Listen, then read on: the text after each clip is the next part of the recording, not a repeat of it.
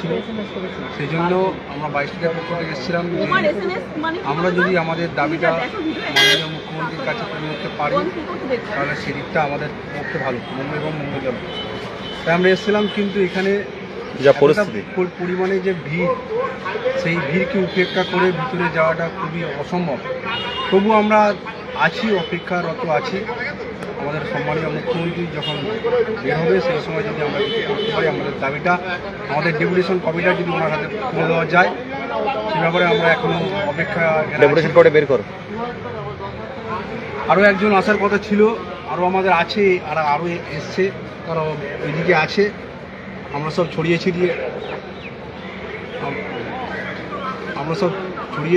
ছিটিয়ে আসি। সঠিক টাইমে আমরা সব একত্রিত হয়ে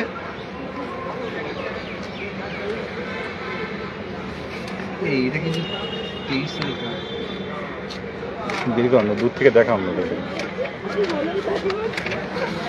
এই হচ্ছে আমাদের ডেপুটেশন কপি, দেখতে পাচ্ছেন।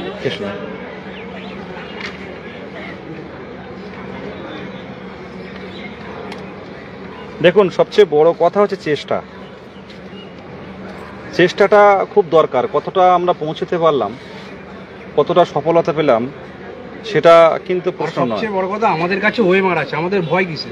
একমাত্র প্রথম টেট 22 টেট যার ওএমআর কপি আমাদের হাতে আছে। সেখানে আমরা যদি এইভাবে বাড়িতে বসে থাকি তাহলে আমাদের তাহলে আমাদের কি চাকরিটা সরকার এসে বাড়ি বয়ে দিয়ে যাবে? তার জন্য আমাদেরকে রাস্তায় নামতে হবে। যেমন আমরা বিকাশ ভবন অভিযান করেছিলাম, সেই রকমই আমাদেরকে রাস্তায় এখানে বার করে যদি সেই রকমই আমাদেরকে রাস্তায় নেমে তার প্রতিবাদ করতে হবে।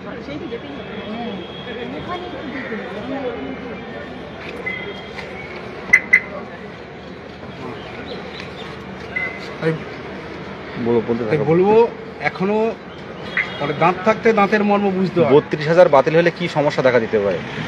32,000 যে এসএসসি বাতিল হয়েছে, এটা সম্পূর্ণ বাতিল হলে না, এসএসসির কথা বলি, প্রাইমারির ক্ষেত্রে। প্রাইমারি দেখুন 32,000 নতুন নিয়োগ তখন আর কি সম্ভব হবে? হওয়ার ক্ষেত্রে অনেক এই মুহূর্তে এখন বেঞ্চ চেঞ্জ হয়েছে, যেহেতু সবাই তো অযোগ্য নয়, একটা প্যানেলে সবাই অযোগ্য কর্মী হতে পারে না। অনেকে মেধার ভিত্তিতে পাস করেছে, তারাও যোগ্য বৈধ।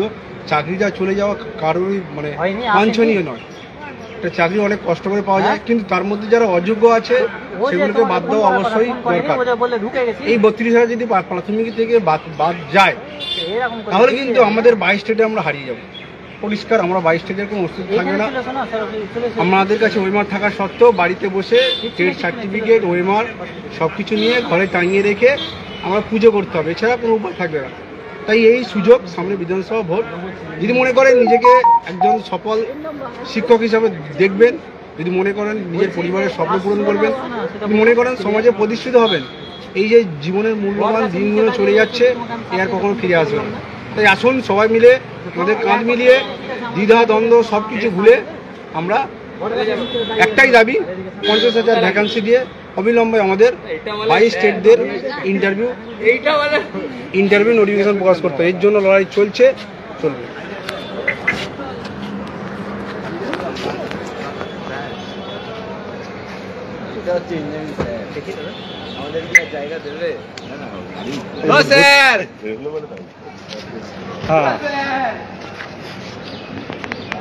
দেখুন, আজ এসলাম, আপনারা জানেন আজকে চাকরিহারা শিক্ষক শিক্ষিকাদের সাথে মুখ্যমন্ত্রী দেখা করছেন। কেউ ঢুকতে পেরেছে, কেউ ঢুকতে পারেনি।